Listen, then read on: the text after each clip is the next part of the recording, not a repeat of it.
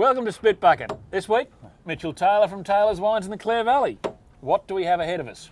We've got a couple of great Clare Valley Shirazes from the terrific 2008 vintage. Actually, you've squibbed with one of these. I see that's a blend Clare and McLaren Vale. You're right. Well, I was having an argument with a McLaren Vale winemaker about, Easy to do? Yeah, it is easy to do because you know what they're like down there. They get so thingy about their Shiraz. And I kept describing what great Clare Shiraz is with that beautiful mid-palate and the lovely berries and blackberry characters.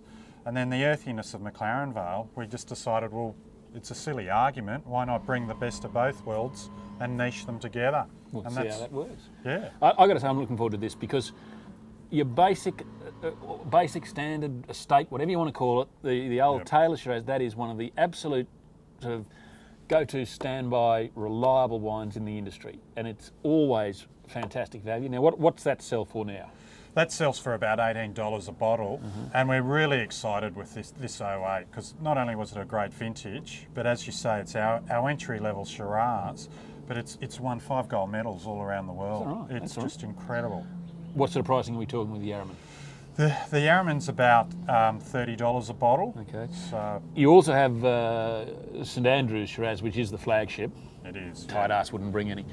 No, it didn't. Unfortunately, it got lost on the way. So you better go back to the Harvard Business School and work out transport. Well, that's right. We better get those logistics sorted out.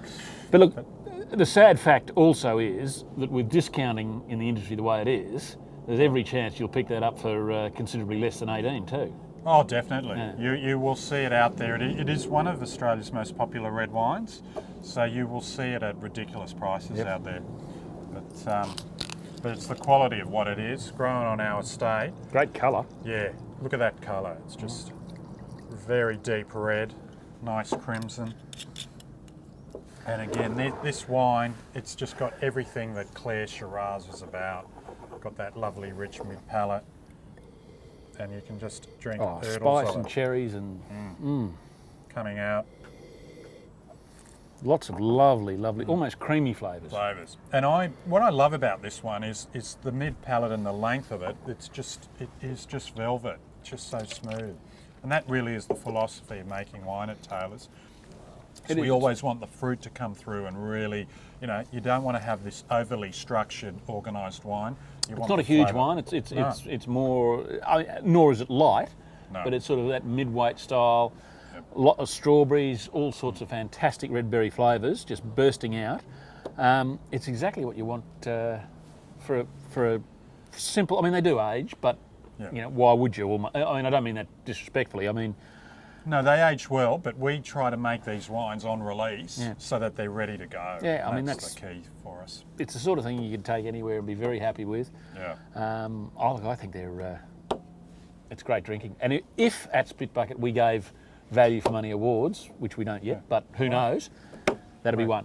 Okay. For sure. Maybe next year we can enter the value for. Look, I'm thinking that's for effectively what's probably a $15, $16 wine if you look around a bit. That's got to be a 90-pointer. Oh, definitely. And when you serve that up, he thinks I'm harsh. People, very harsh actually, because I'd say this one's at least mid-90s for me. But that's it. When you serve it up blind to people, when that means not revealed, you're really surprised at the response you get to it and the quality of it. Just very quickly on Clare Shiraz in general, people, I mean, because you think, wow, Riesling's so good from there, you tend to forget some of the other things that come out of the Clare, and you look around and you've got not only your one, but your St Andrews, you've got the Jim Barry Armour, you've got Tim Adams Aberfeldy, which I always think is a stunner. There are a number of really, really good Clare Shiraz. People tend to forget them. They do, and when you really look at the show records of these Shirazes, they are literally winning major awards all around the globe. And the key to it is as you taste the wine, you've just got that lovely complexity of flavour and smoothness all the way through the palate. So it certainly is, well, it's the most popular grape variety in all of Clare Valley, and certainly, it's one of our secrets. We don't sort of get out and talk about it all the time, but Well, our Shirazes are there. one of those late night debates, which sounds like a sad life, but Clare Valley Shiraz or Cabernet. Now, and I've had it with a few people, and I reckon it splits about evenly as to what people prefer. I mean, both are fine, but what actually gets the nod? Does one and we're obviously going to have to get you back to show us some Cabernets to have a look, but what gets the nod for you, Shiraz or Cabernet, if you had to put your money on one? If I had to put my money on it, I'll try to get off the fence here. Yep. But if I'm looking at the Shiraz being of the younger variety or the same vintage, like if we were having some 08 Cabernets against these 08 Shirazes, I'm definitely on the Shiraz camp. Okay. But come a bit of age, and particularly from the good years, once you get a knockout Clare Cabernet Sauvignon, they're just to die for. But they need to be at least 4 years old. Here's a question. Now, obviously, you've got your St Andrews. Yeah.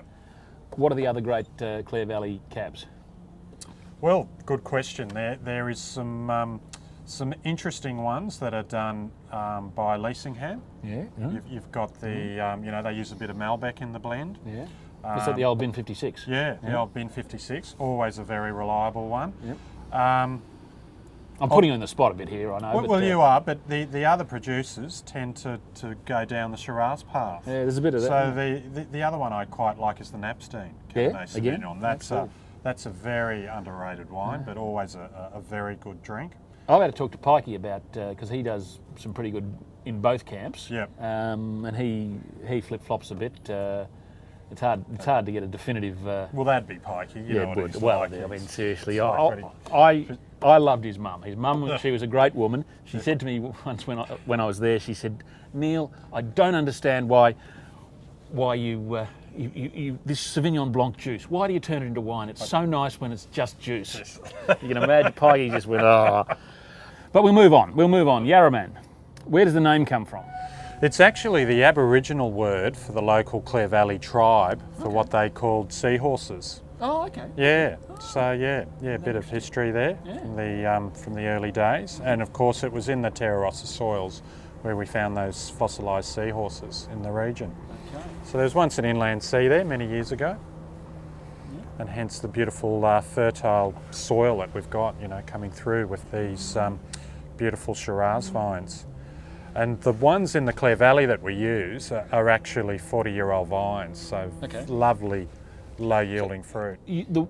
The St Andrews, it comes from the same patch every year, or just your best fruit from wherever? St Andrews does. We've got this beautiful, we nickname it the God Vineyard, where, up there the fruit is always perfect. Brother May doesn't...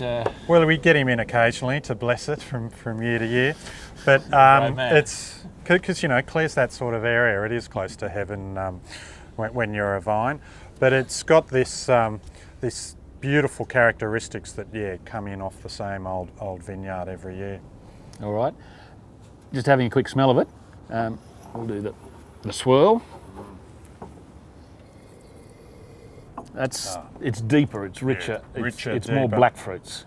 Yeah, black fruits. Black cherries, black currant, and chocolate. Chocolate. That's the McLaren Vale. The McLaren Vale component. What's the split? It's an earthy. It's about 60% Clare Valley, 40% McLaren Vale. Right. And you get that lovely richness and earthiness from the McLaren Vale that comes through on it. There's certainly a degree of earthy character there as well. Tannins are. You wouldn't say they're fine, but they're not intrusive, but they're certainly there. Yeah, certainly there. And this one is just a crackerjack, plenty of flavour, jumping out of the glass, but it will age particularly well from that 08 superb vintage. Great vintage, yep. Yeah, look, I think it's young now. It's got a lot... it's a discussion we had previously off camera about the Rieslings. Now, the 010 St Andrews, I reckon, was around about 90. But what I'll concede is in 2 or 3 years, it's going to be 94, 95, or even more. Yeah. Oh, thanks. Now you're talking. No. But when do you judge it? I mean, do you judge what's in there or what it's going to be? I think you've got to judge what's in there, and you've got to look at the potential of it. And quite often a lot of people say to me, "Oh, but it will be good."